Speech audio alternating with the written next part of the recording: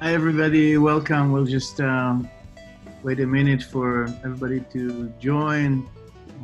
Enjoy the song. Yeah, move your body, dance, whatever you want.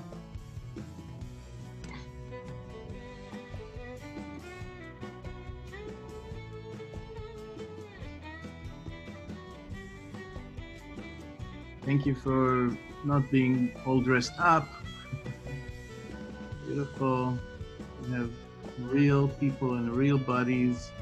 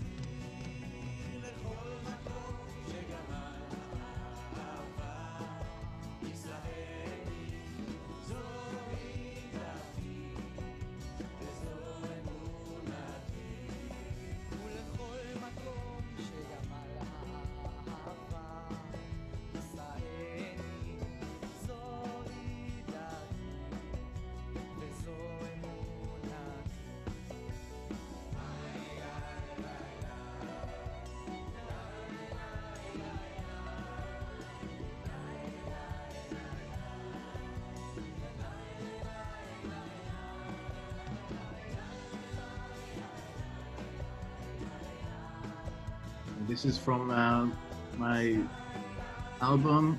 That the song was composed by my son Yehu, who's also singing with me in this. Some of you probably know him.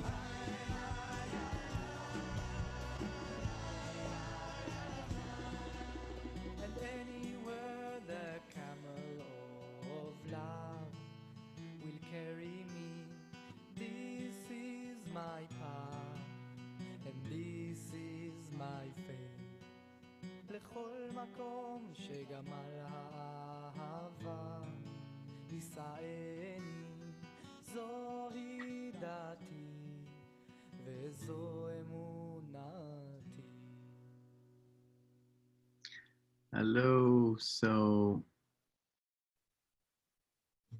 yeah, this song was, as I said, from uh, my album, which is I was playing it from Spotify. It's on Spotify if you go there, and it's called The Camel of Love.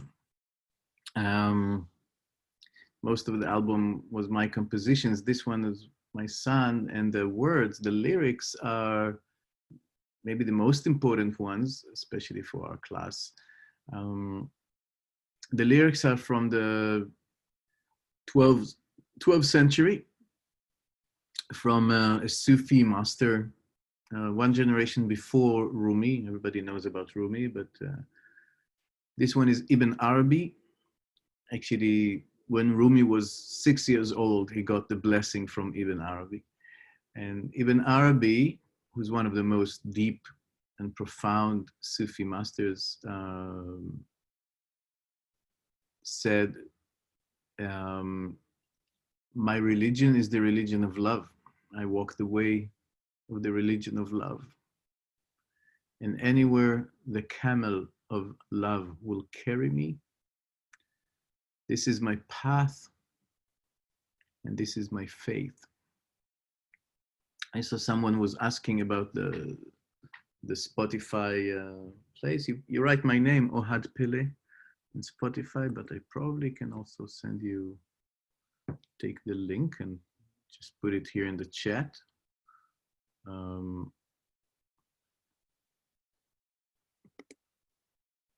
our chat.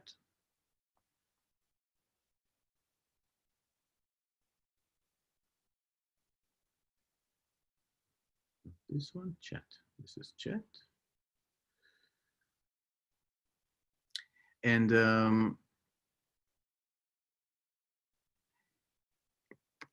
here it is for you to enjoy. So my religion is the religion of love, and it's not a modern hippie from California that said that. It's Ibn Arabi, a Sufi master from the Muslim world in the 12th century. Yes, people wanted to kill him for that. We're very lucky that his life was spared and he was not executed, even though his theology is very, very profound, and several Sufi masters were executed because the Islamic faith could not, really swallow what they said. But Ibn Arabi was spared, thank God. And I want to go deeper into this in our class today. Just to what he said, my religion is the religion of love, because he wasn't the first one to have this, to have the religion of love. And what I want to focus today is on the term of the priestess of love, which in Hebrew is called Kedesha. And yeah, this is, I don't know if you see, okay, I need to, it goes in and out because of my background, huh? But if I do it like here, I do, yeah, Kedesha. So that's the book I wrote and about it. And this book was written because of years of research that I made about this subject. Because my background I see some people that I know, but many that probably don't know me. So my background is, I'm a rabbi. I was studying intensively Judaism and Kabbalah all my young years, basically since I was 18. That's when I actually stepped from Buddhism to Kabbalah and just dove in. And it's hard to say when I stopped, because I never stopped in some ways, but I was in the very religious world until, I would say, until 2000, which was when I was 35. So that's a long time. But even later, I still was a rabbi, and so it's basically teaching Kabbalah for more than 30 years. And because of my research, I actually stepped upon the erotic mysticism that is deep inside Judaism and Kabbalah, and the mystic aspect of that. And I was like shocked, basically, to find those deep aspects of sacred sexuality, love, relationship, and I wanted to live it. I didn't feel like I can actually just, read about it. I actually wanted to live it. And so I started to really research. And what I found actually took me out of the Orthodox world, and later on actually out of the Jewish world in some ways, because if you ask me today, I wouldn't see myself as so much of a belonging to the Jewish faith. My religion is the religion of love. And wherever love's camel is taking me, that's where I go. Someone's microphone is not muted. So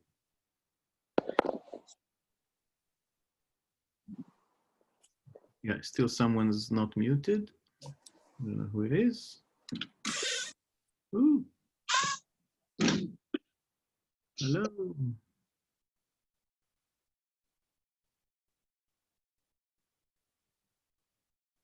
Okay, so one of the things that I found is the background to this book, and it's quite shocking to anyone who studied Bible or history, because they don't teach us this. And what I found is that in the ancient times in Jerusalem, you don't need to go far. Basically, if you open the Bible itself, what's known as the Old Testament, the Old Testament, in the Book of Kings, when they speak about King Solomon. So King Solomon was a very, very interesting kind of man. What people know about King Solomon is that he was considered the wisest man on earth, and that he had 1,000 women.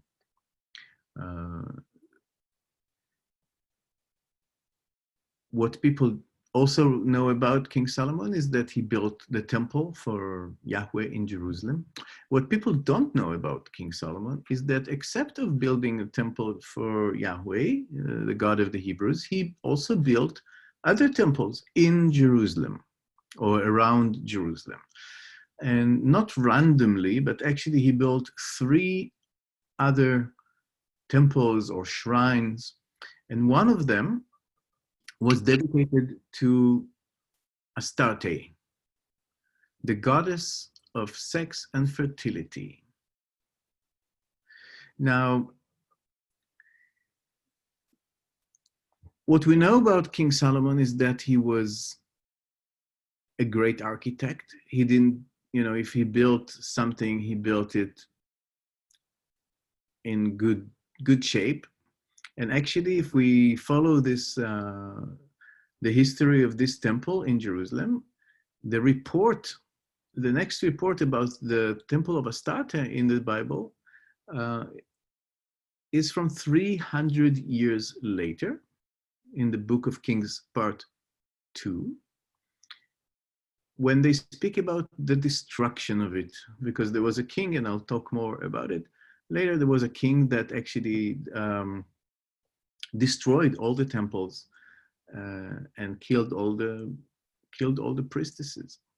But that happened 300 years later. So how long is America around? Anyone knows? Do America has 300 years? Reaching there, huh? 400 years? No, I don't think so. Think so? 17... 20, the Pilgrims came over. Okay. Yeah, but the United States of America, the independence, when was it? 1776. 1776. Yeah, so you can imagine what it is for 300 years for a temple to stand. And so if you came to Jerusalem, into ancient Jerusalem, in the ancient times, what you would meet is a city that was very pluralistic. And people will tell you, oh yeah, there was a great king, and this king have built temples. And here we have the temple for Yahweh that Solomon built. Here, over there, you have the temple for Astarte, for the goddess of sex and fertility. And that was part of the rituals and the official rituals that were happening in Jerusalem. It's not like a marginal thing. It's not something that happened for 5 years. It's something that happened for hundreds of years under the authority of the kings of Jerusalem. which means that was the faith of the ancient people. And I want to go deeper into that. What did it mean? So in the ancient times, to be a Kedesha, to be a priestess, and there were also priests, which their name was Kadesh. There was Kadesh and Kedesha. The literal meaning of the word in Hebrew, Kedesha, the literal meaning is a sacred woman. Like Kadosh is just sacred, holy. Kadesh is a sacred man. Kedesha is a sacred woman. To be a Kedesha, women had to study for years and years the arts of the temples. You know, I'm a lead faculty in ISTA, the International School for Temple Arts. And this is what we mean by temple arts. There were, to be a priest or a priestess in a temple, there were many, many arts that needed deep learning and education. They learned how to work with herbs, all kinds of herbs. How to, it's from how to cleanse the energy of a place to how to put people into trance states using all kind of medicines, herbal medicines. They learned the art of music, how to play music, how to sing, how to compose, how to dance. Dance was a big deal in learning how to actually move your body and allow the goddess to dance through you, like sacred dances. They learned specific movements in the dance, and they learned also the art of trance, how to actually go into trance. So divine aspects can be actually channeled through you. And they learned philosophy and what we would call today maybe therapy or psychology, because people were coming to them with all their troubles, and they needed to find a way to work with them.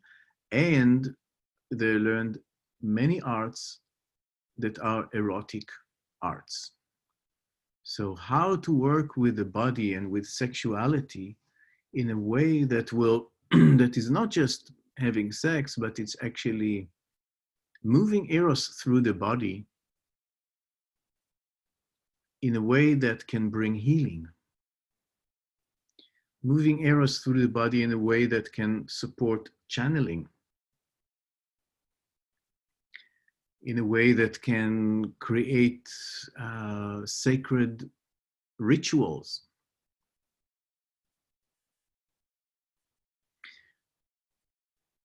So there were many, many rituals in these times, and many of them were including sexuality. Many of them were including sexuality, because in the ancient times before, and sometimes it's hard for us to understand because we're so much in the paradigms of these years, but in the ancient world where people were not so ashamed of their sexuality, sex was considered one of the ways to connect the inner worlds of the gods and the human life and nature.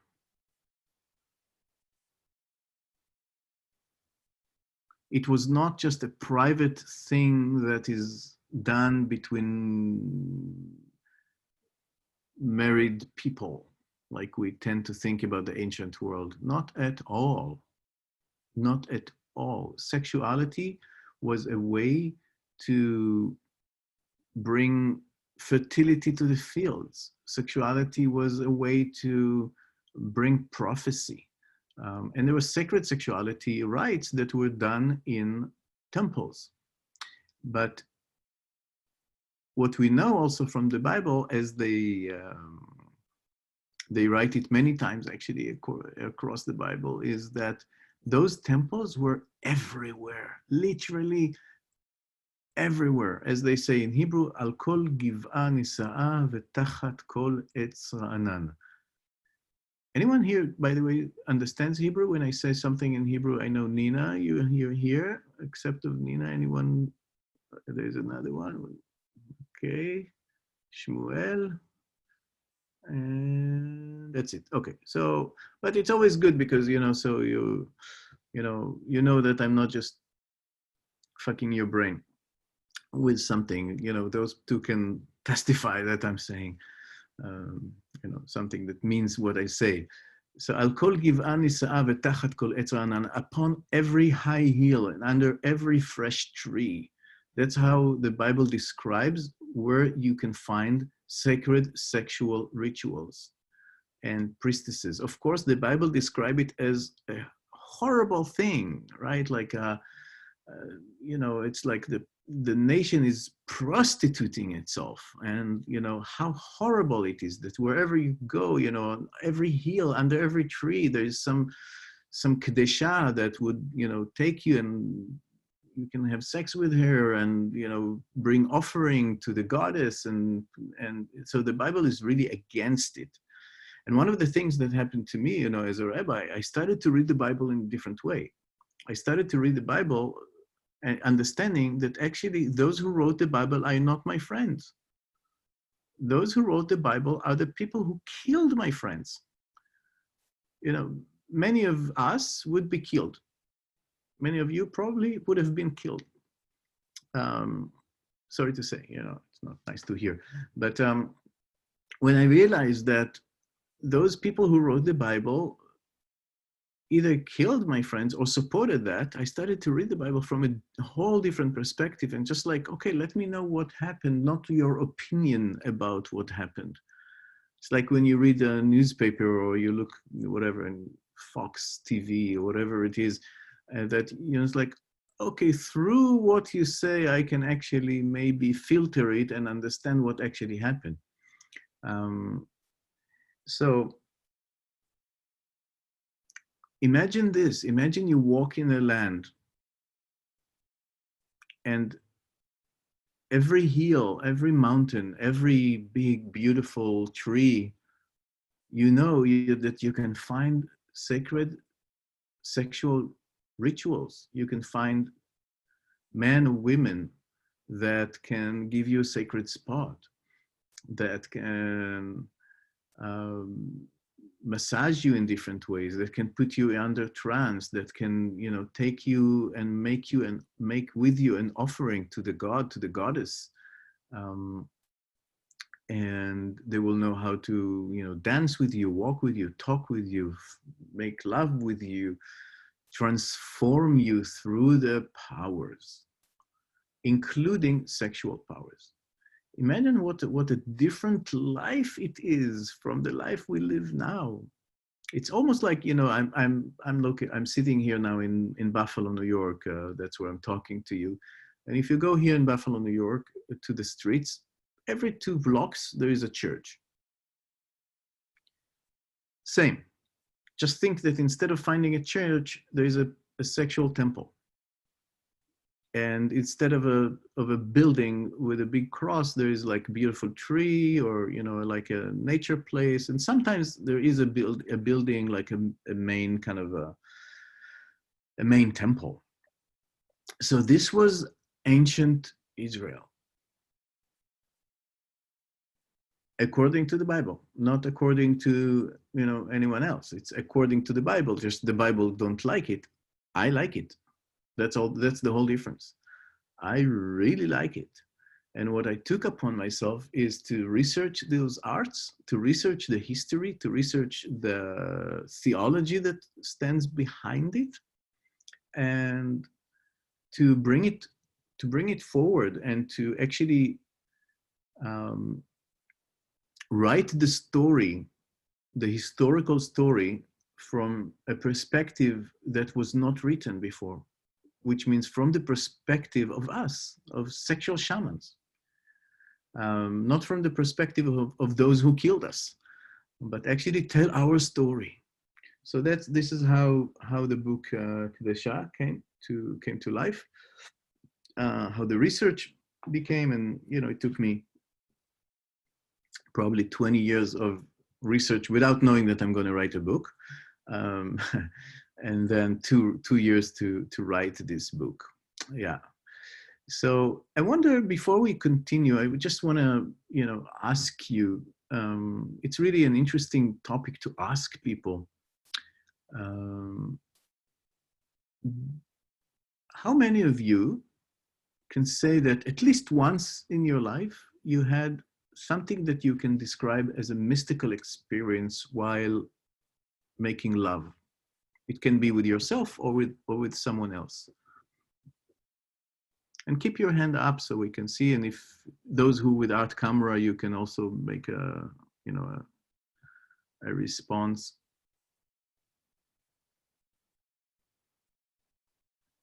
But just look around and see.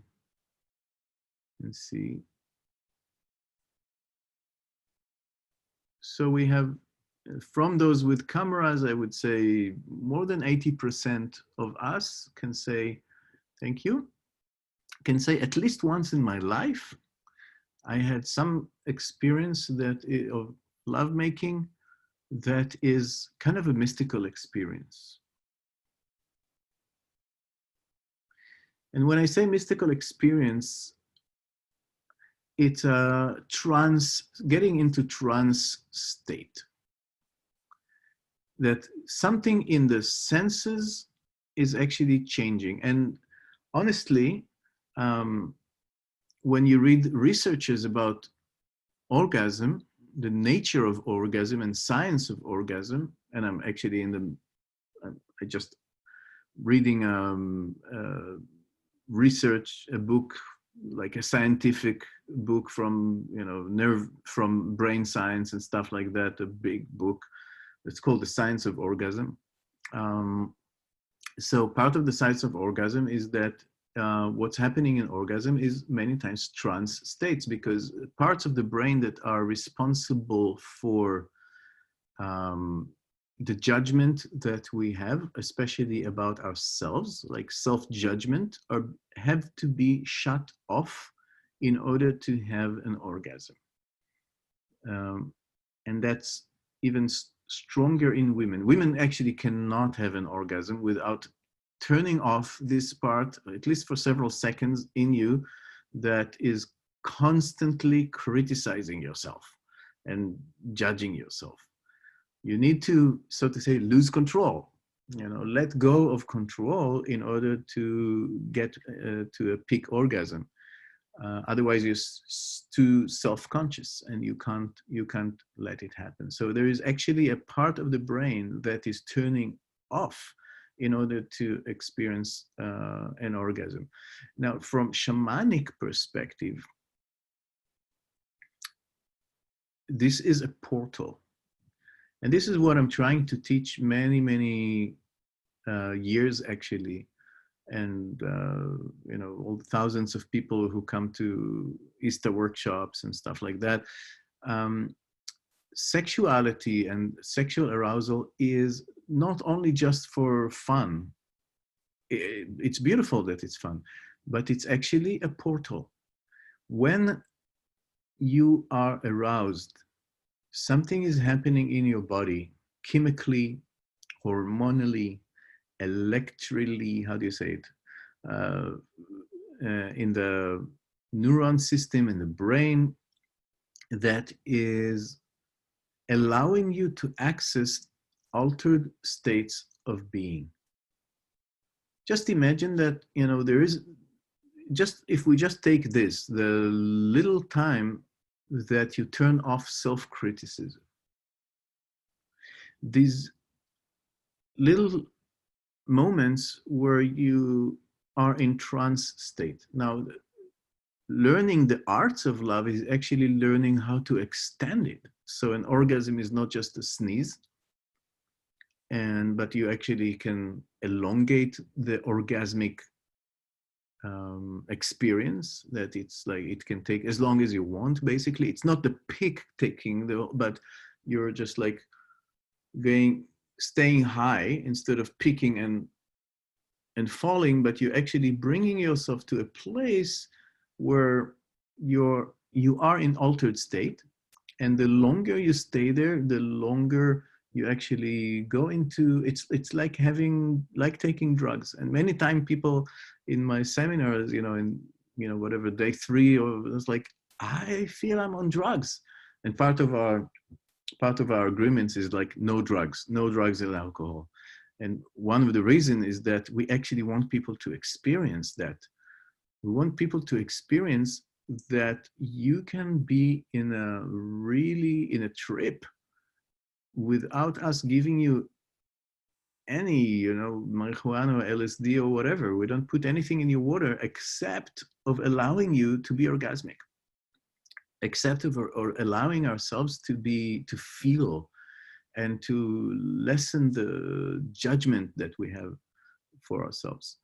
And then you enter a trance state, and you can be there even for days. And after an intense time like this, you can like, wow, these 7 days were like a year. And you will have dreams that are altered, and perceptions and understanding.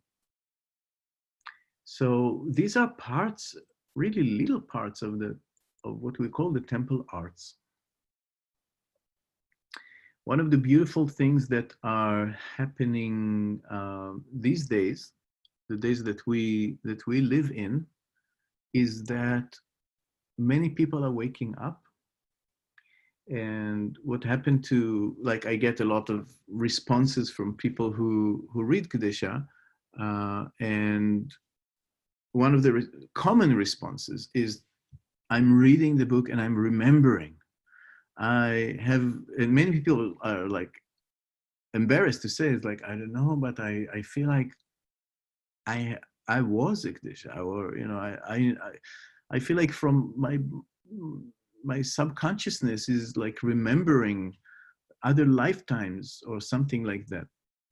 So I actually want to allow us to share a little about that, just for several minutes. I would love to send you to breakout rooms of 3 people, and allow you just to share with each other really briefly, like 2 minutes each. So, it's kind of 6 minutes. So we'll give it a 7 or 8 minutes for the whole thing, so you can actually enter and leave in grace. But just share either about how do you feel with this concept of being a sexual priestess or a priest. Is it something that speaks to you? Maybe you remember you're one of those who feel like, oh yeah, I have memories of this kind of thing. Or about trance states in sexual occasions. I know, many people don't talk about it, but in my eyes, like, what worth talking if not those aspects of life? If you want to talk about the weather, go ahead and talk about the weather. But my suggestion is that you actually talk about love, and about sex, and about deep memories of your soul. So I will ask our tech support, which is Becca, by the way. Hi, Becca. Thank you for being with us. And I will ask you to send us to rooms of 3, and for the next kind of 8 minutes. And time yourself like 2 minutes to share for each person.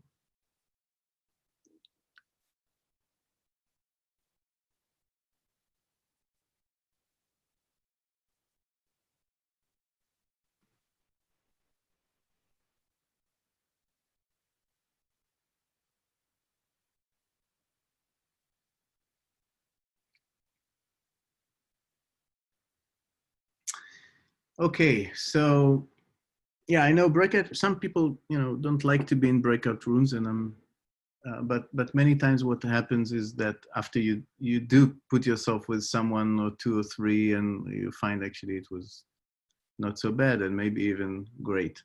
Who found it that it was like a good experience for you in the breakout rooms? Just be honest and just yeah, some. Huh? Okay, medium. So. Huh? I don't see response. Great. Okay. Uh, okay. Beautiful. Okay. Yeah. It's it's an art of itself to share with strangers, fall into a breakout room with people you never met and talk about your sex life. Um, but I like these kind of things. Um,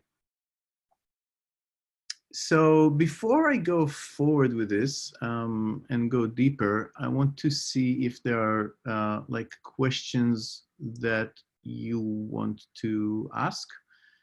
And if you have a question you want to ask, raise your hand, and Rebecca will unmute you.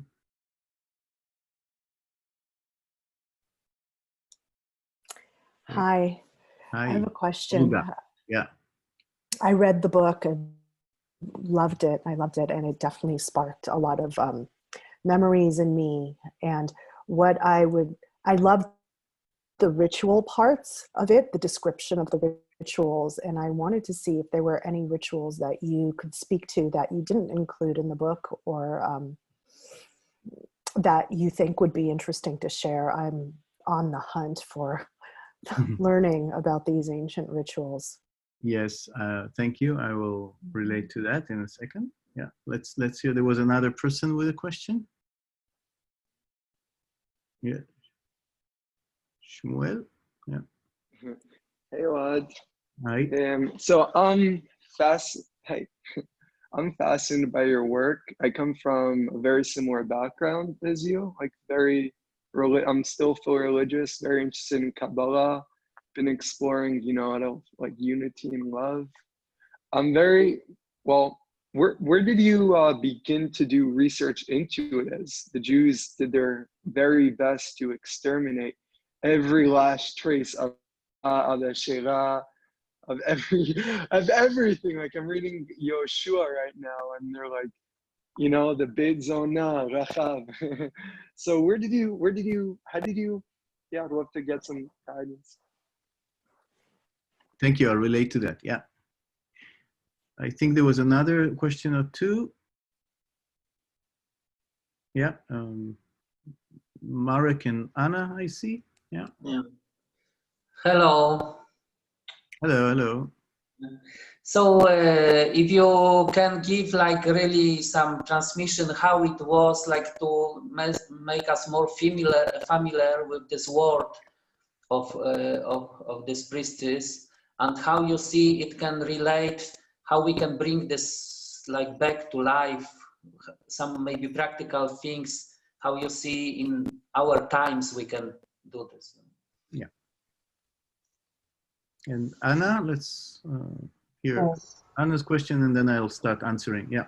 Okay. Hello, Ohad. First of all, thank you for writing the book. Yeah, thank you very much. I would like to.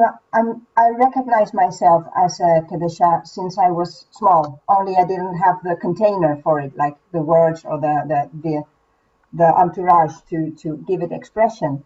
And I would really love to give full expression now to the priestess in me, in my actual life for the rest of my life. And I'm like really searching. I have this yearning, like deep inside. I recognize everything. I'm at home, but it's like how to do it in the practical world now. So if you have ideas about that, Beautiful. very welcome. Okay. Thank you very much.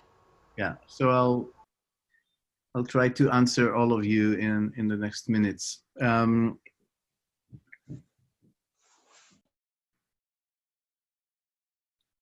Someone's raising their virtual hand. Can I unmute them? Okay, let's hear you, and then I'll go into answer. Yeah. Who's that?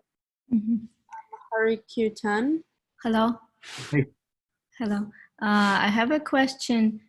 Do we know, is there any information how actually priestesses were becoming priestesses, if it was happening by their choice or at what age, if it was by their consent, and like what was actually the idea, agenda behind it? How would a woman make the choice, especially at that time?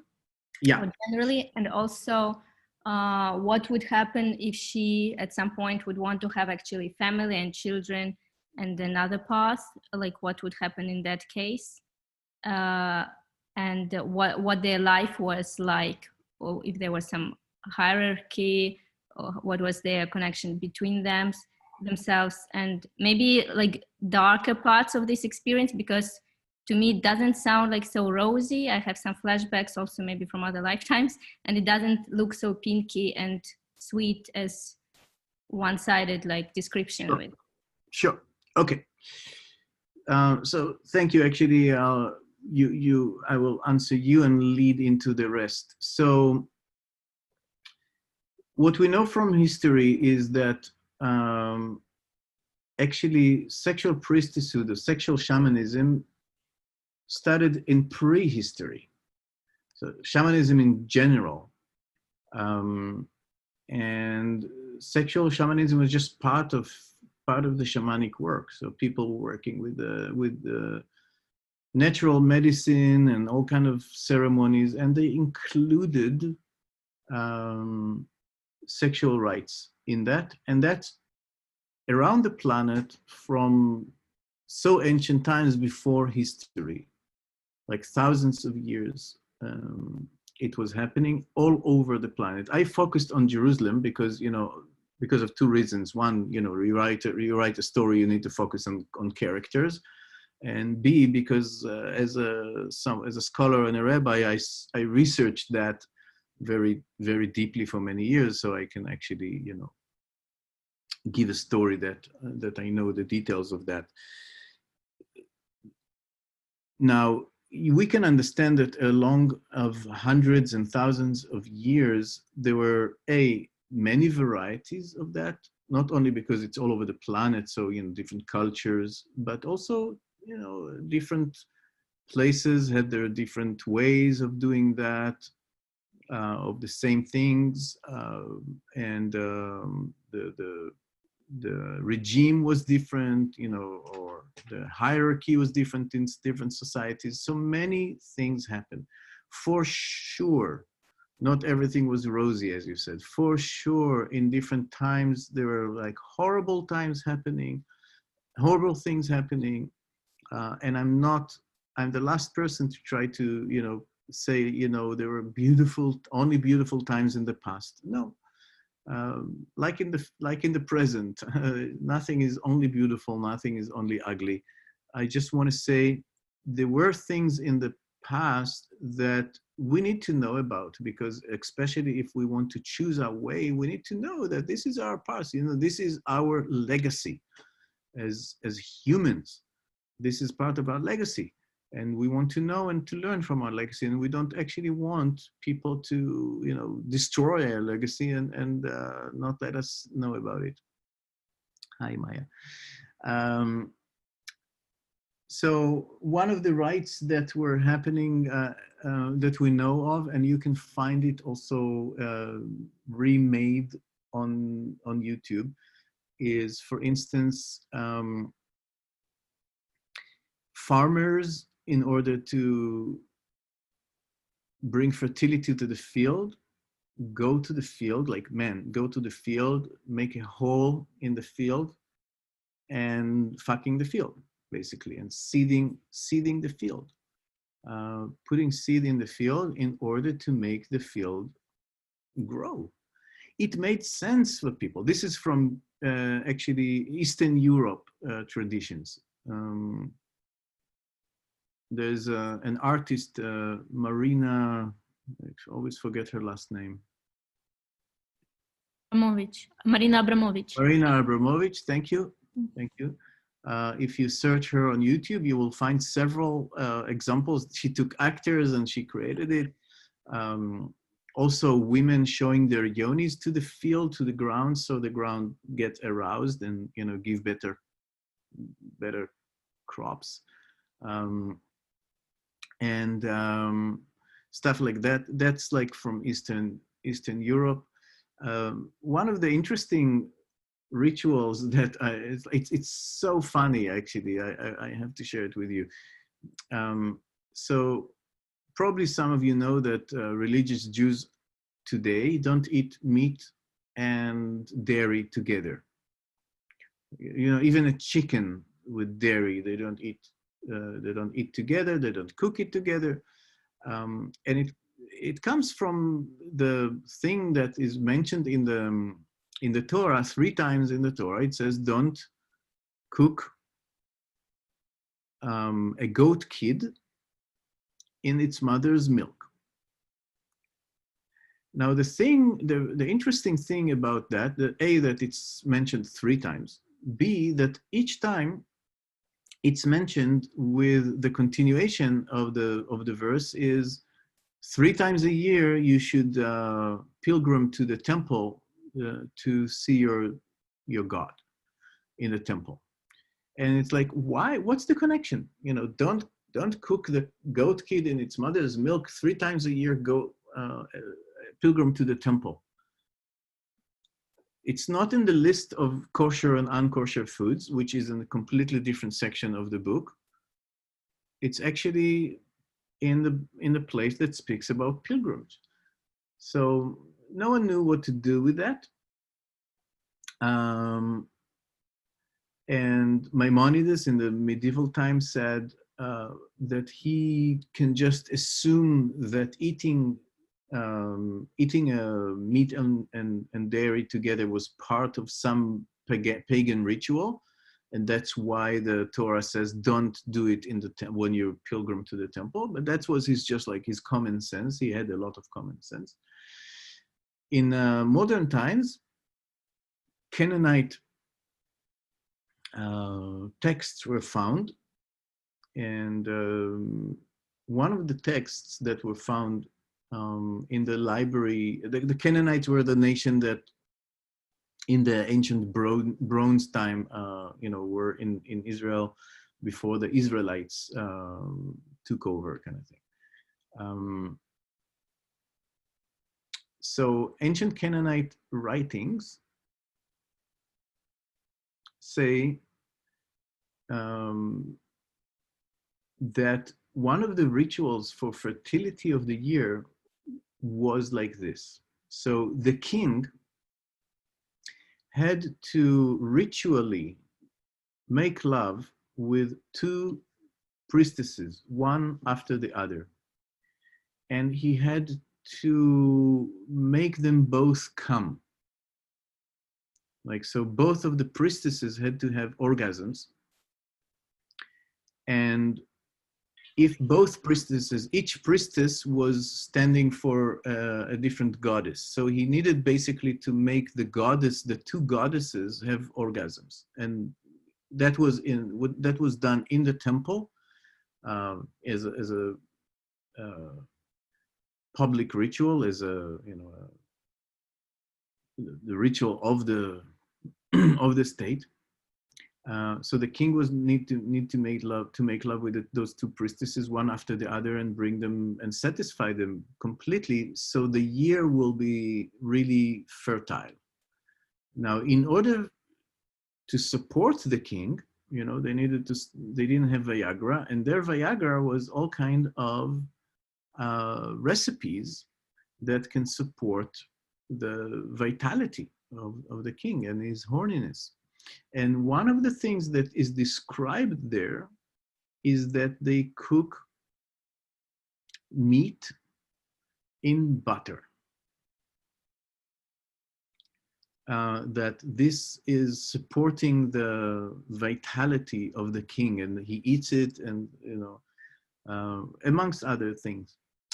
So actually my old teacher, Rabbi Zalman, who died already, told me he was aware of that, and he said, basically, when we found these texts, now we can actually understand why the Torah says 3 times a year, go to the temple, make a pilgrimage to the temple, and don't cook a goat kid in its mother's milk.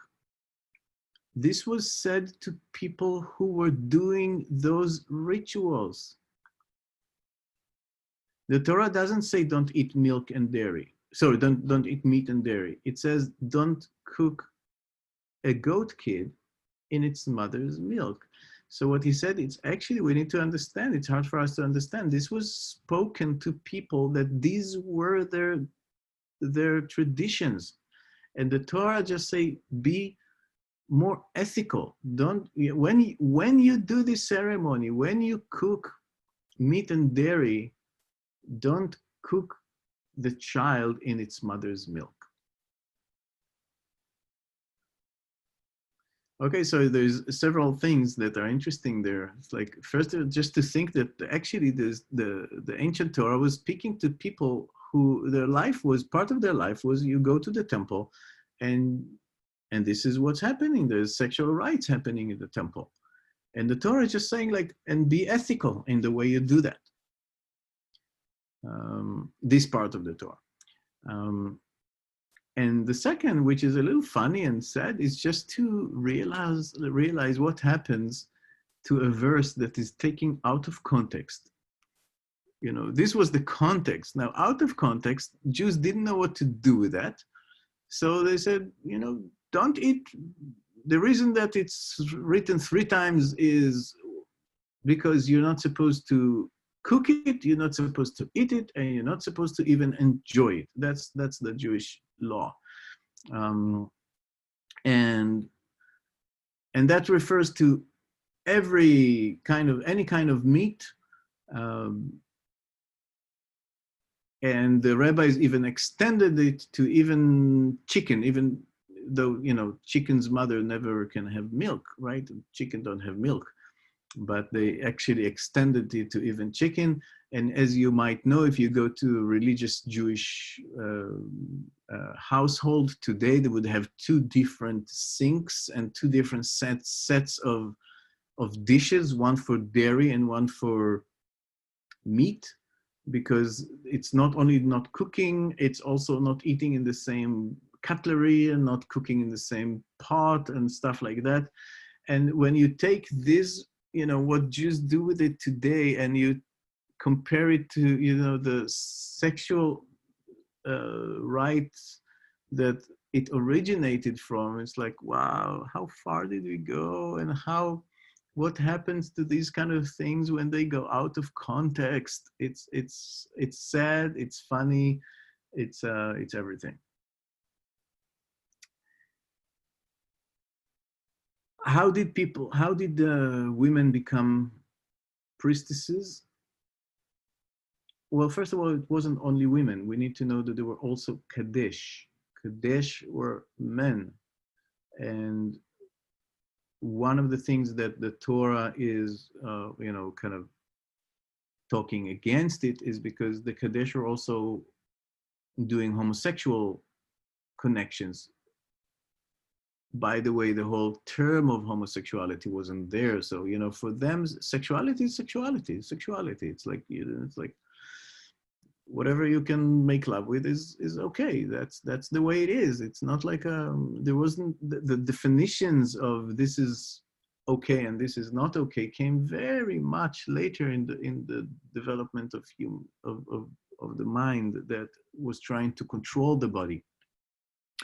But someone was asking, so how did women become priestesses? Because one of the things that were those who wrote history wanted us to believe is that this was forced on women, probably, you know, child abuse, taking a child and selling her to the temple to be raised as a whore, kind of the temple's whore, and that abusive and without consent.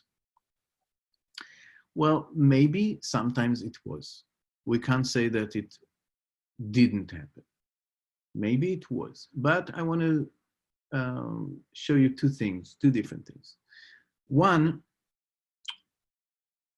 how much healing do you think a person that is forced to have sex can bring in their sexuality? 0. You can't, the people who could think about it are about this concept of forcing someone to become a sexual priestess are only people who do not understand actually what does it mean to have transformative sex. Because those people were not there just to open their legs and be fucked and look at the ceiling and wait for this to end. These were people who were highly trained in the arts of love and sexuality and how to move energy in the body and how to heal and how to work with love. So that needs to come from within, from an inner call to do this. Also in the book, it's described not all the Kedeshas were actually sexual priestesses. As you can imagine also, when you think about it, when you have a real temple, so, different people have different talents. So some become more the musicians of the temple. Some become more the herbalist of the temple. Some become the garden. There are many roles. Once you have a temple, there are many roles. And some become actually the sexual priestesses. And that depends on, what's their talent, their age. People were aging in this. So, probably when a woman became whatever, 80, she would not be so much maybe the sexual priestess. But maybe yes, who knows? But in the book there's a herbalist. The herbalist is like the oldest woman is the herbalist actually of the temple. She has all the experience with all the herbs and she knows how to do this stuff. One of the things that people ask many times is, what did they do with babies? So two things. One is that when people knew the wisdom of herbs, they knew how to give the women medicine that will not make them pregnant. And I can tell you, I was so fortunate. Dawn, my wife, and I met in Peru with friends who came from the Inca tradition, like Peruvian natives. And these natives actually didn't grow up in the city where everybody is Christianized already, even the indigenous people. But they grew up in villages that were so far away that the Spanish people didn't bother conquering. So where they come from, they don't speak Spanish, only Quechua, and they were never Christianized. So they keep the old traditions. So part of their old traditions include sexuality as a natural part of their ceremonies.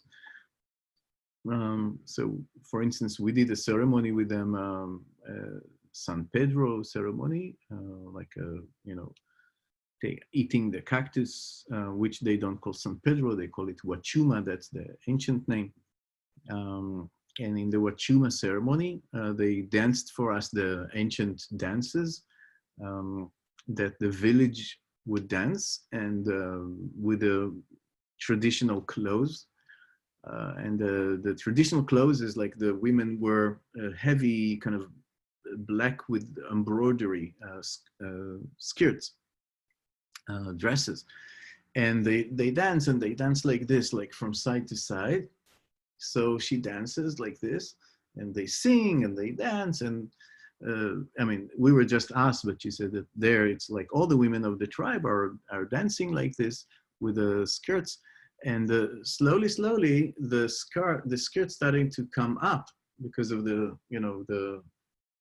of the movement, and then you see that she has no underwear, and when we, so she's basically flashing her yoni to everybody, and when we spoke with them, and they said, yeah, that's the traditional way of starting the Wachuma ceremony. The whole tribe would do that. All the women that were at least taking part of the ceremony, they would dance like that, and flashing their yoni, flashing their naked body was just a natural thing. It wasn't a big deal. Also, I mean, it's a beautiful thing. It's not like taken as like nothing, but it's part of the magic of what you do when you have sexual organs. You show them because you want you want them to arouse and to bring energy. And when we spoke with them more, we really interrogated them. Those guys, they became our friends, and we love them a lot. So they spoke with us about the ancient traditions and how they grew up. So first of all, a virgin is not at all something that people admire there, not at all. Basically, people wouldn't want to marry a virgin because she knows nothing about sexuality. So what's the point? Actually, a woman with a lot of sexual experience would be a desired woman to marry, because she had many lovers, she has experience, she knows what to do, she knows her ways. It's not like someone who's still afraid of her own body. So this is so different from the Christian world and the modern world. And so in the growing up, when they grow up, they have different ceremonies that they spoke with us about it. And kind of around when they become sexually developed teenagers, they have a ceremony that support them to be boyfriend, girlfriend, and she said she spoke with us, and she said, and the elder women come to you and they whisper in your ear, have a lot of sex, but don't get pregnant. So I asked her, but how don't you get pregnant? And she said, they gave us herbs. They gave us herbs to take. And those herbs would make you not get pregnant. And they also taught us about our, the days of the menstrual cycle. So when is it like safe, and when would you get pregnant? Where wouldn't you get pregnant? It's just like, so there are natural wisdom that was taken away when actually people wanted to make sexuality only about pregnancy and disgrace. And just a second.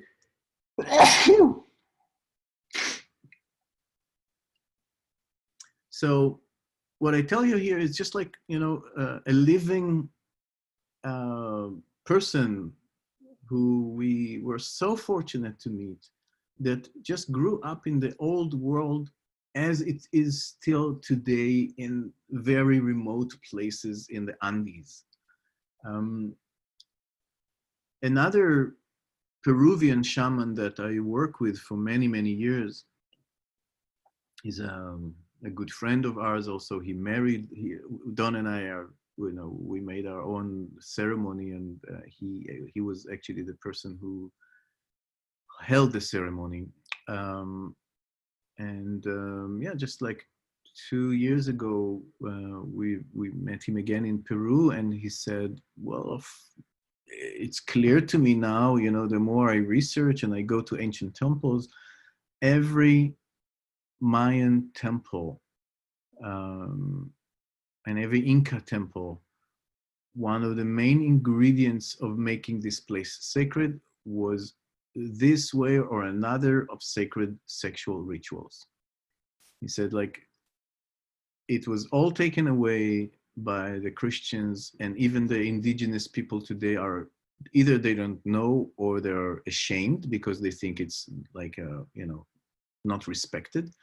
But that's what he told us like just two years ago.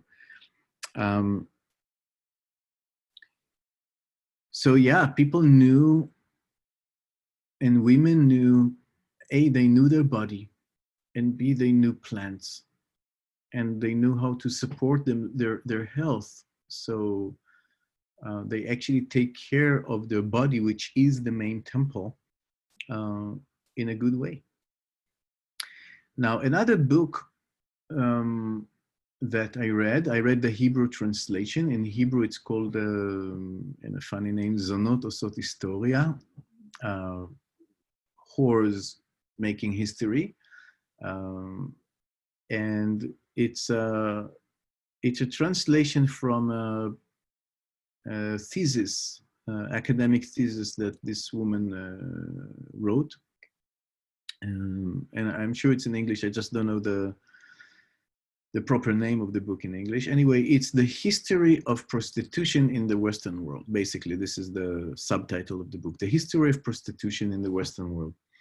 And what she starts, like her first chapter, which for many years I used her first chapter as a part of the text that I would give to people who study with us. We had a course before Easter. Our course was called the Temple of Love, and part of the textbook was this chapter.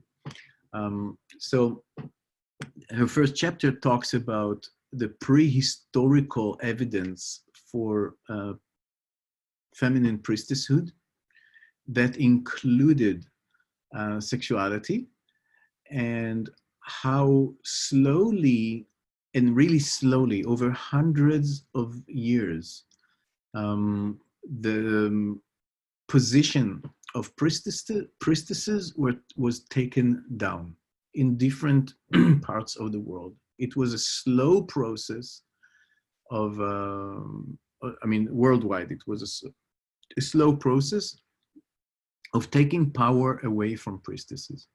But what she does show is that in many places in the world, in the Greek world, in the Roman world, in ancient Europe, in ancient Mesopotamia, the priestesses actually were in higher social position than married women.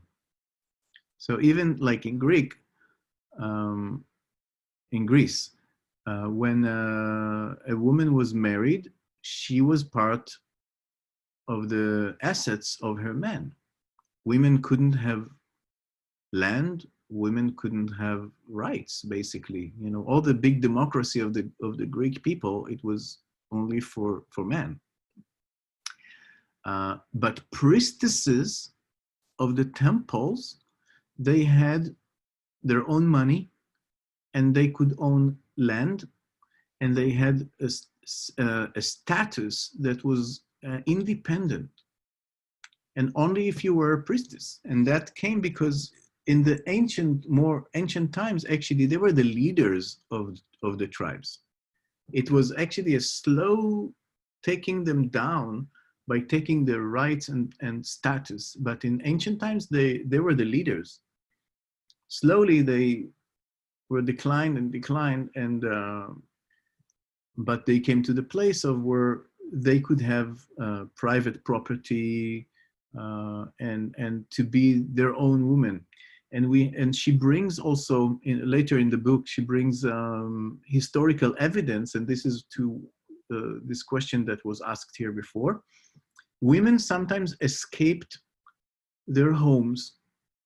Even married women would escape their home and go to become a priestess, because she had enough of being someone's property and she wanted her status. So we so used to think that, like the priestesses were like forced and blah, blah, it's like a lower status was to be a sexual priestess, and some evidence actually show the opposite. When women wanted a higher status, they would actually go to a temple and become independent in this way. And again, she brings lots of historical evidence. It's basically a book of history. Another sad thing that she shows, and I know it from archaeology, another sad thing that she shows is that you can see parallel to the process of neglecting the ancient sexual rites of temples, there is the rising of brothels. So less priestesses, more whores. And then in the brothels, one of the things that you find a lot is skeletons of babies. They didn't have anymore the wisdom and the tradition of how to work with this. Then women were forced to prostitution. There was human trafficking and everything like that. And prostitutes, of course, became pregnant, and they just gave birth and threw the babies away. Of course, those men that put the priestesses out of law, they couldn't live without prostitutes. And we know it even today. In Israel, at least, the big clientele of prostitution are very official person and very religious person.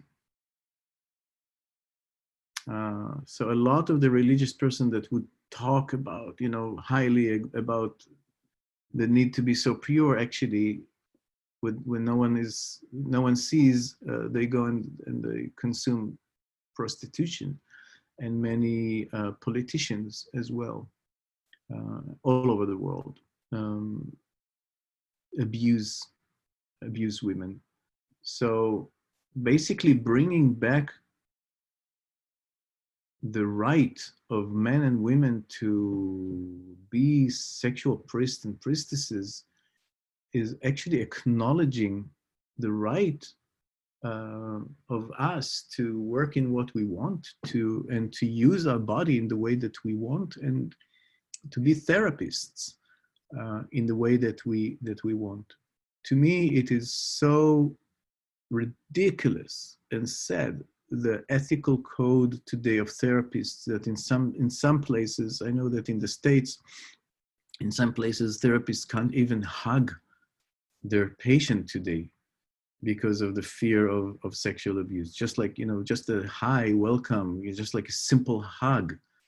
They're so afraid of touch. And of course, they wouldn't go into any kind of sexual connection. While we know that sexuality can heal, of course it can also be abused, but sexuality can also heal if you are responsible and if you know what you're doing. So there was a question of like, so where do I find those arts? How do I find it? That's why we established ISTA. I see that you write all kind of messages, and I ask Becca to read them, and I'll relate to them in a moment. But ISTA is the International School of Temple Arts, and in ISTA, in the curriculum of ISTA, level 1 and 2 and 3 and PT, which is the practitioner training, we actually teach what's needed for people to start with, like a rewiring of our brain and of our system, and then learning practices, because sexual practices cannot be only sexual practices. They have to be addressing the emotional aspect of yourself and of the client pilgrim. You need to know how to work with emotions, because sexuality is so connected to emotions. You need to know how to work with trauma, Because once you present, today everybody is traumatized almost, and some people are heavily traumatized, of course, as we know. And if you want to work with sexuality, you need to know how to identify that, you know, the body now is going into trauma state. How do I help this person to go out of freeze, to go out of the panic attack that actually the nervous system is under? So you need to know to identify it and to work with it, how to move energy, when it's stuck in the body. And you need to know how to work with yourself so you actually don't abuse your own body. What might happen many times is that people just abuse themselves, which is not good as well, of course. It's just, you know, abusing someone else's body and abusing your own body is both are really, really not recommended. So what we teach in ISTA is the ABC of that, and really it's the A and the B and the C, like level 1 and level 2 and level 3. And in the practitioner training, we teach practices of how to work. Literally, the practitioner training, Anna, I think it was you who asked, practitioner training is literally for that, for, you know, if you want to work as a practitioner, what do you need to know, and what are how do you accept a person, how do you receive them, how do you, you know, what are the questions you ask them, how do you go into rituals, how do you support them in different rituals, and how to perform those rituals. And you do that, you get feedback, you learn, you get feedback again. There's a whole process of that. But in order to get to the practitioner training, we allow only people who did level 1 and level 2, and that not only did it but actually got it, to go to the practitioner training. Yeah, so I think I've touched. Shmuel, you were asking where to start. It's really hard. I needed to do like a whole archaeological research in the books, like really peel layers and layers. So you need to really learn many things also academically. I spent more than 10 years in academy, not for any degree, just because I was like so possessed by, you know, I need to know these kind of things. And the yeshiva, the traditional teaching will never teach me. So I need to go to academy and learn what they know. And I don't know, 10 or 12 years I studied in academy, in all kind of, you know, from philosophy to biblical studies to religious studies to sociology, literature, a lot of things in order to peel one after the other. But what I can say is that a lot I found actually through Kabbalah, because the Kabbalists, because they were mystics, so sometimes they felt stuff and they needed to express it through the language that they had, which was the very religious Kabbalistic language.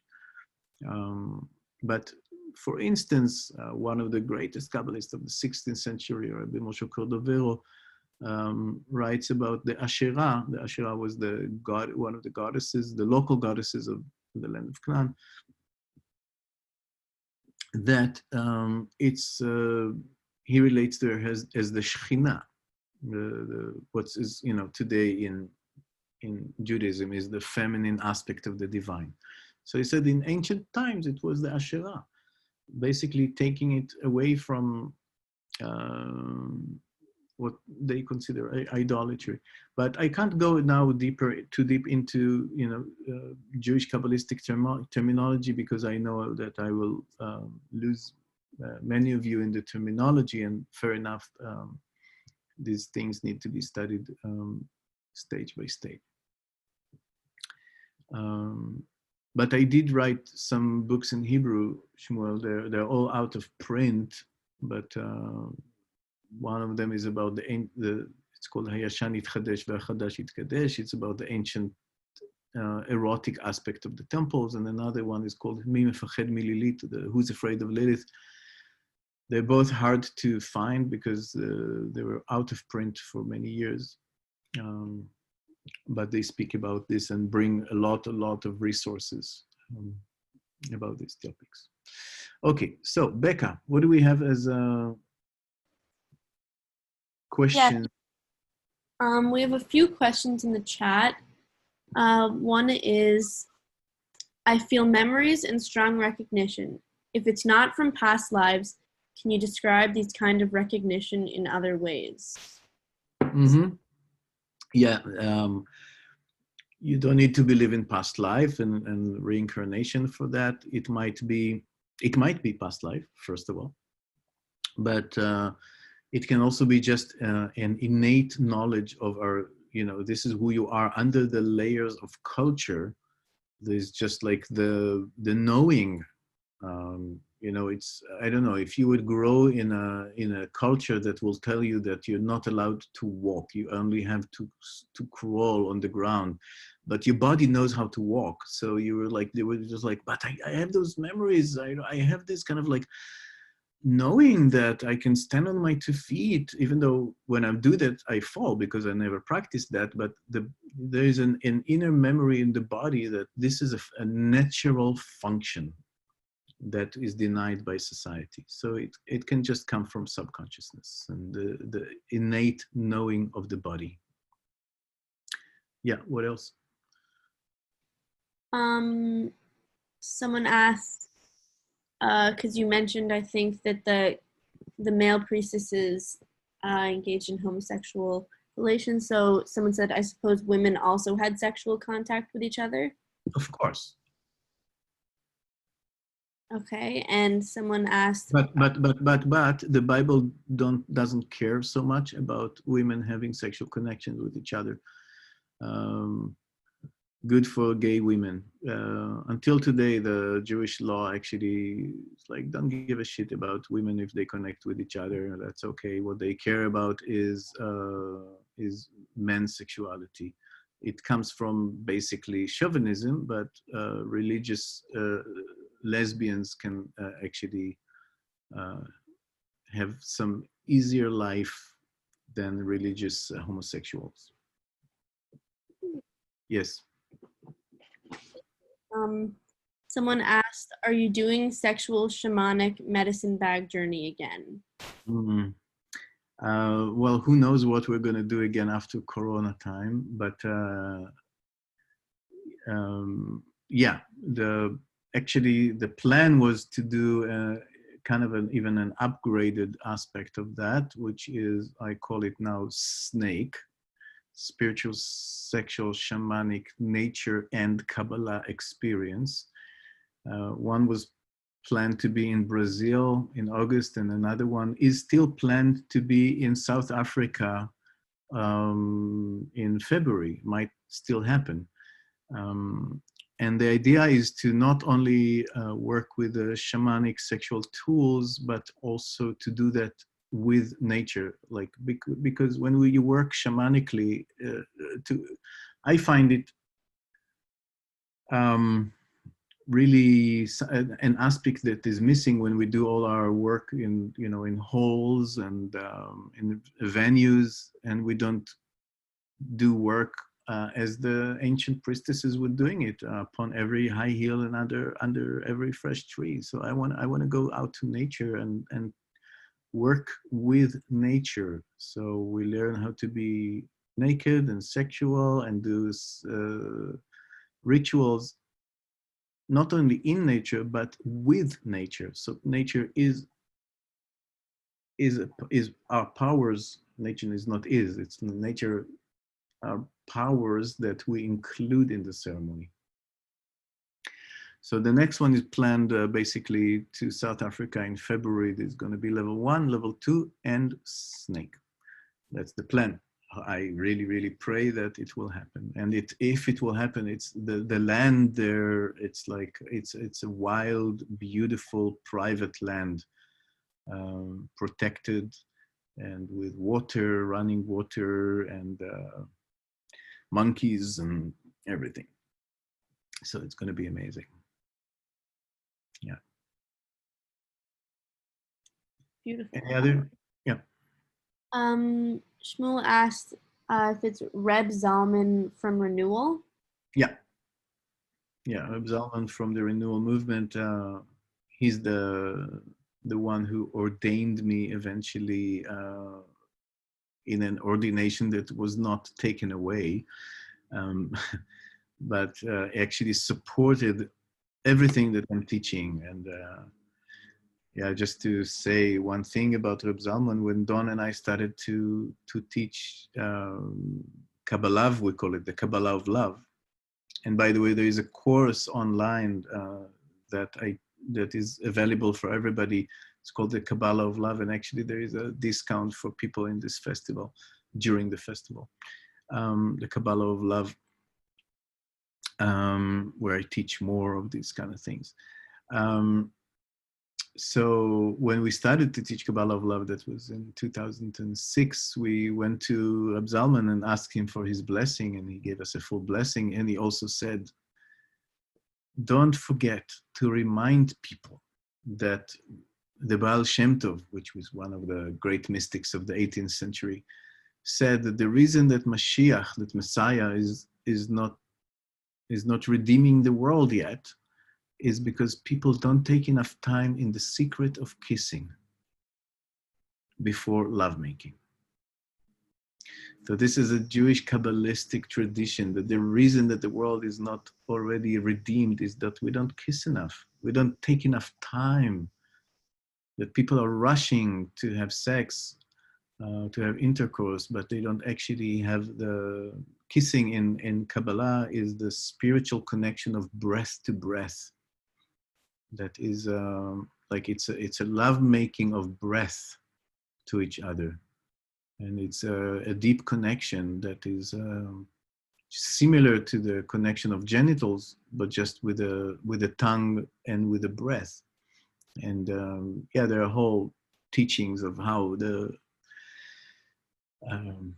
yeah, I'll share with you in a simple way. The masculine and feminine within me and the masculine and feminine within my partner, when we're kissing, are four spirits that go to the four directions of the world, and unite the four directions and into one. And this one spirit that comes from four directions is the messianic spirit. This is like one of the teachings that is from the 13th century in Kabbalah. So Reb Zalman actually told us that's why I'm telling you, because he told us, whenever you teach, remember to tell people about this teaching. So here I am. I did it, Reb Zalman. Yeah. Is there anything else, or maybe we'll just read a chapter from the book? I want to play a video of Dawn reading a beautiful chapter or two from the book, so you can actually listen to that. Beautiful. Someone asked about the Lilith book that you mentioned, and that's the last of the questions. Yeah, I wrote in 2000. That's like 20 years ago. I can't believe. I wrote a research book, a scholarship book about Lilith. It's called in Hebrew, Mi Mefached Mililith, who's afraid of Lilith. And it's the Kabbalistic aspect of, the unknown Kabbalistic aspect of Lilith. And there is a lot to speak about it. The book is out of print. It's people are searching for it, and I also have just one copy. That's all my own copy.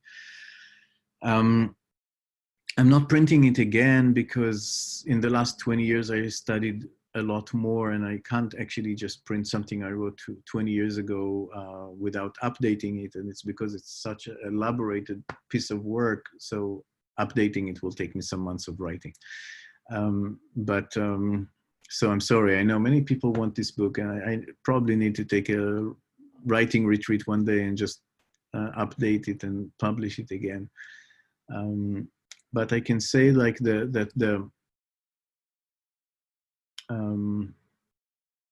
the highlight of the book is actually that Lilith is a higher spirit, that every woman has within herself light and dark aspects, and the light, and they are not good and bad.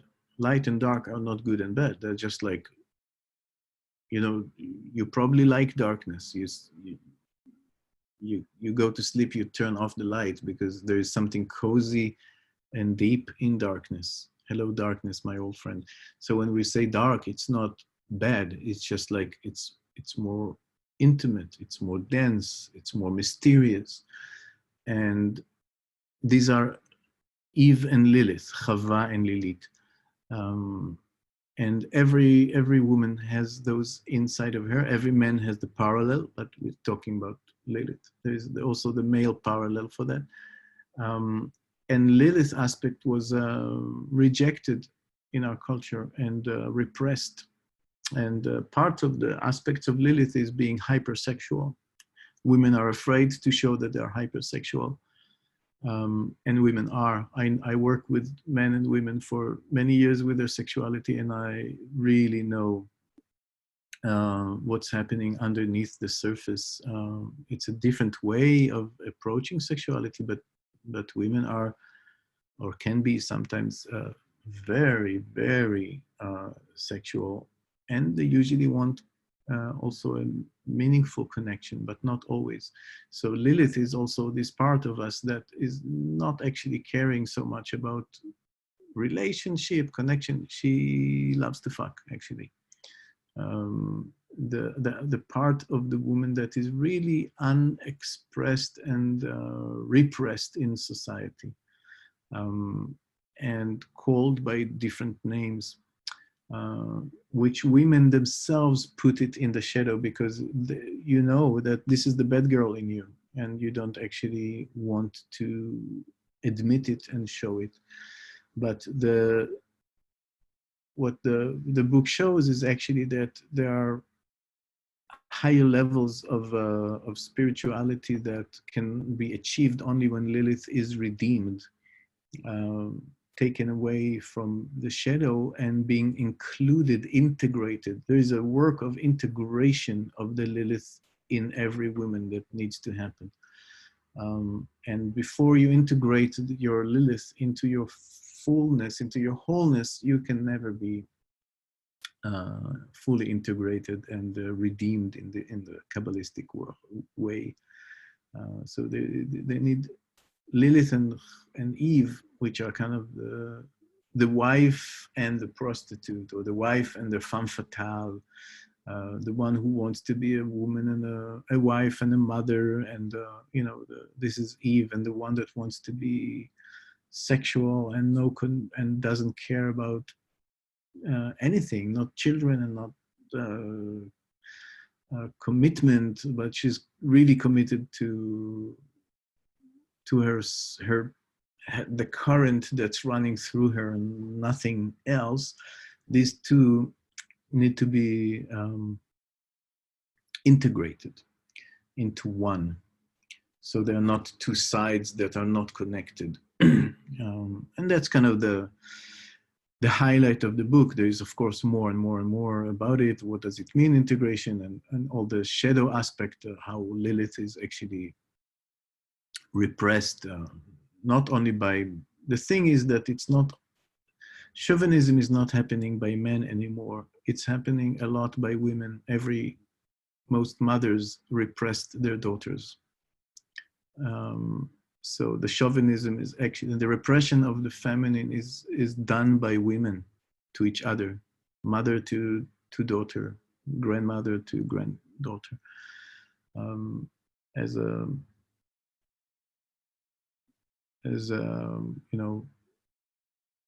subcontractor of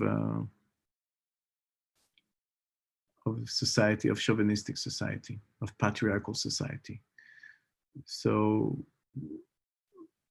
it's a lot that women need to actually accept themselves and accept their daughters and accept their granddaughters, and educate in a different way, without shame and guilt around the sexual part of us. So actually we can all be more redeemed.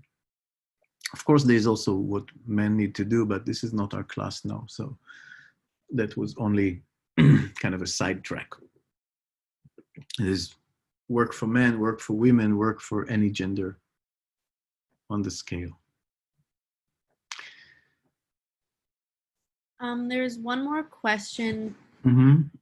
If you have information about herbs that were and are used as contraception and how effective they are. Effective they are. I was, I heard it from, as I said, from my Peruvian friend. That's how she grew up. She knows her herbs. I don't know what herbs are there, and the only person that I actually know that knows it, she lives in the Andes, so it's local herbs there in the mountains.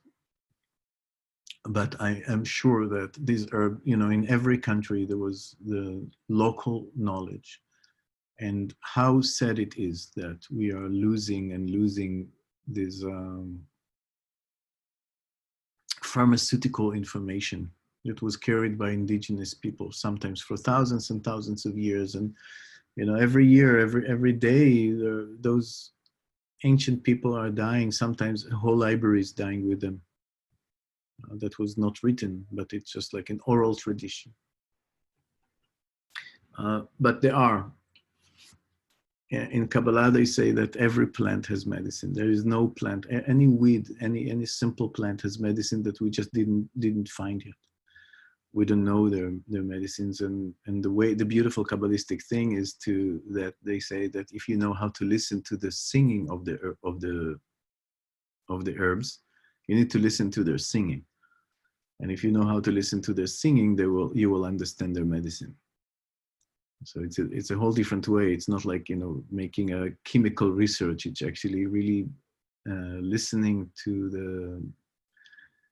the plant and the way it sings, which is a whole different state of mind. Okay, let me play a little video for you from the book, from Kedesha. This is the book. And it's also in Hebrew, but this is the English version. I wrote you the place in Amazon. This is again. And let me share my screen.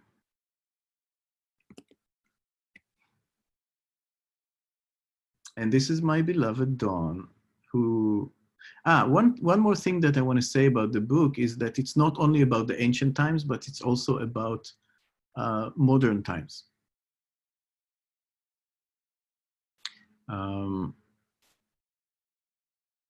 It's about modern times and the way that these practices are coming back to life. So the book is going between ancient, modern, like there are characters from the ancient time, there are characters from the modern time.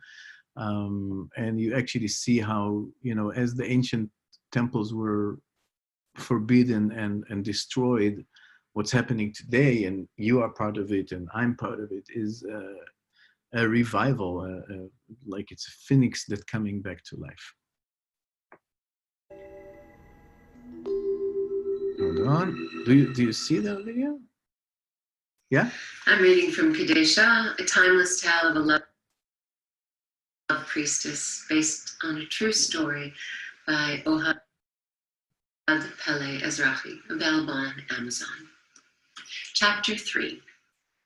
Atalia reminded herself to sweep the floor and then clean out the oil candelabra standing before the figure of Astarte, so that its flame will burn through the night and enlighten her dreams. Then extinguish the torches, lighting the sanctuary, and finally go to sleep. It was the end of an amazing day, and she anticipated her sweet sleep with a subtle smile. Perhaps she would have the privilege of meeting her beloved goddess in a dream tonight. But even if not, she was here in the great temple of Astarte in Jerusalem, and the goddess was always present in this temple, sometimes even appearing in the bodies of the priestesses themselves. Though she was still quite young, Atalia had already sensed the goddess several times.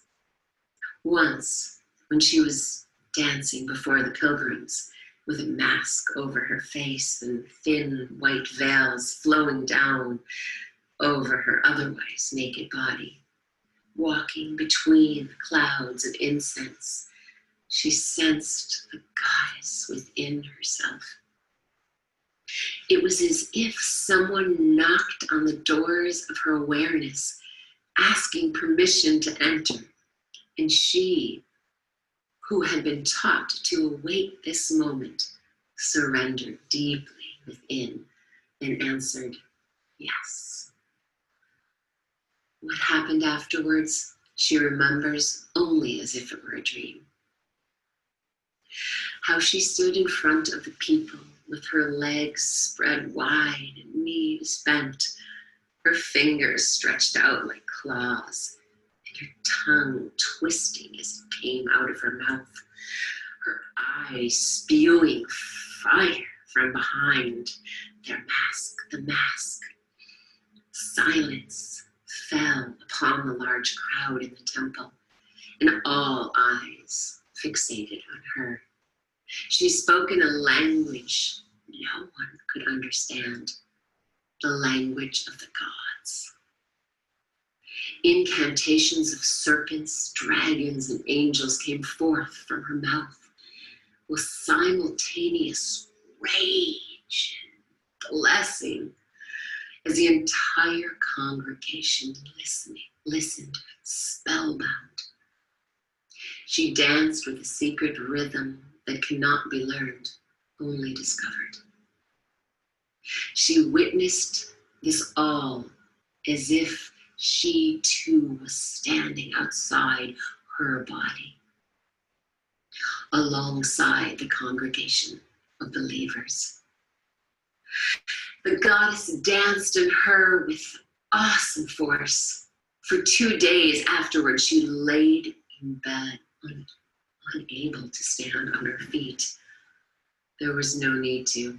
Oh, everything was so sweet. On the second day, Ishtar, the high priestess, visited. She kissed her and blessed her for becoming another true priestess of Astarte. She blessed her for becoming a temple, for having become a Kedesha, a sacred prostitute. Henceforth, your body is the primary temple, Ishtar said. You are a temple within a temple. And just as you clean the external temple in which we live, all the more so must you clean the inner temple, which is your body and your emotions. Study the alleyways of your temple, of your body. It has many hidden pathways, exactly like this ancient temple, and even more. For this temple was built by man, while your body was not built by man, but by the gods themselves. So now, Ishtar concluded, rise up, my beautiful girl, and go to the courtyard. We have a lot of work to do.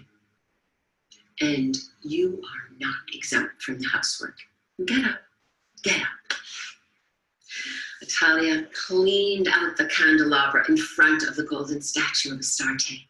She wondered if her body, which had become a temple for the goddess, was not more holy than this golden figure.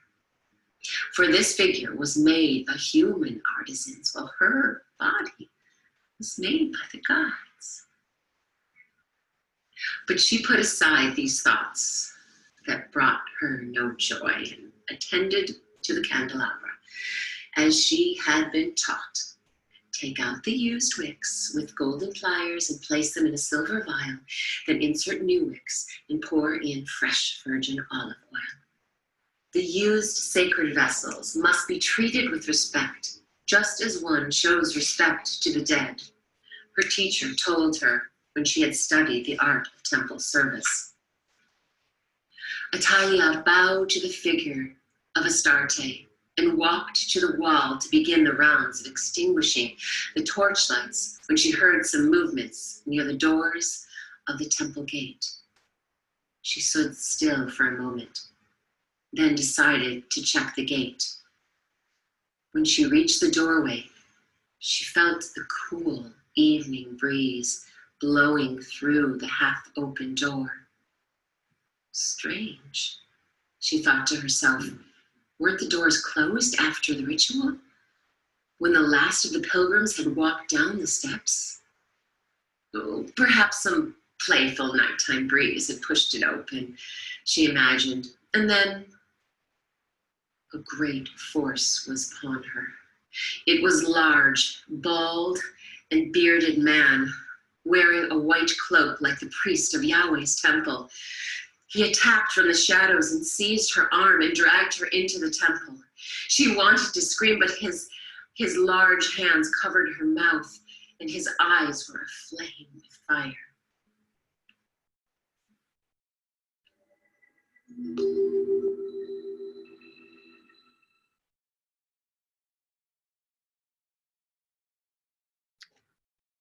Yeah, so that was chapter 3 of ואז מגיעה הפרשה שלנו, פרשת בו, ואנחנו עוברים לשלוש הספירות העליונות.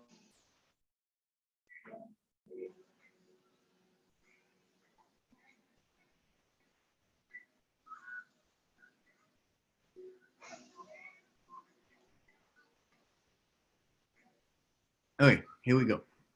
Yeah, I was muted. So, yeah, this was chapter 3. And out of 86 chapters or something like that. And I really, really, would love you to read the book. I've put years of research and years of writing into that. And I want to share with you actually my joy that last night, I slept only like 3 hours because I last night finished the second book. It's a trilogy. The Shah is a trilogy. It's just the first one. And last night I just finally, after 4 years of writing the second book, I finished it. Yeah. So this is really a great celebration. It took, as I said, 4 years of writing, and wow, a lot of days and nights, and months, and somehow thanks to the Corona crisis, my seminars were canceled, so I could just sit and write. So the second book is going to come, I believe, soon. I'm writing in Hebrew, so need to be translated. But still, it's a great celebration, and I already want to start to write the third book. Because it was, planned to be a trilogy from the beginning. So yeah, before we part ways, it's almost 10, so we're almost 2 hours together. If there's any last words that you want to share or anything like that? Thank you. The Spanish version, I know, yeah, I would love that. It's only, someone needs to translate it. I will support. Be happy. Greetings to everybody. Greetings, thank you. Yeah. So as I said, there is also a course of mine online that's called the Kabbalah of Love. And that it's a course that goes deeper and stage by stage, really teaches the basics of Kabbalah from this perspective that I hold of the Kabbalah of love and sacred sexuality, which most Kabbalistic teachers will not know anything about, and if they know, they wouldn't teach. So actually, maybe I will send you a link to that, because there's also we made a coupon for the festival days. The coupon would be One World, and it will give whoever wants to 25% off. So I'm just uploading the thing.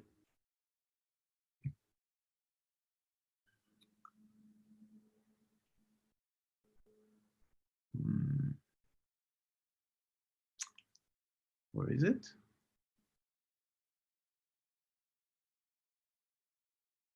Oh, okay, I can't find it myself at this moment. Log in, here it is.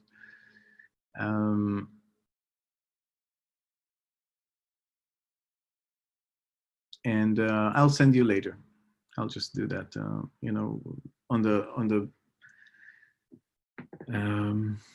community page of the event, of the festival. I'll send the link and the coupon code, and if any of you wants to take it's 28 classes. And yeah, I want to thank you for showing up for this class, whether, I don't know what time it is for you. Can be night or day or whatever it is, wherever you are in the planet. Thank you for showing up and staying with me. And blessings on the path that we all take to bring more beauty, love, and depth to this planet that really, really needs it. So blessings on your hearts, lingams, yonis, and all the rest of the beautiful temple that you are. Thank you, thank you.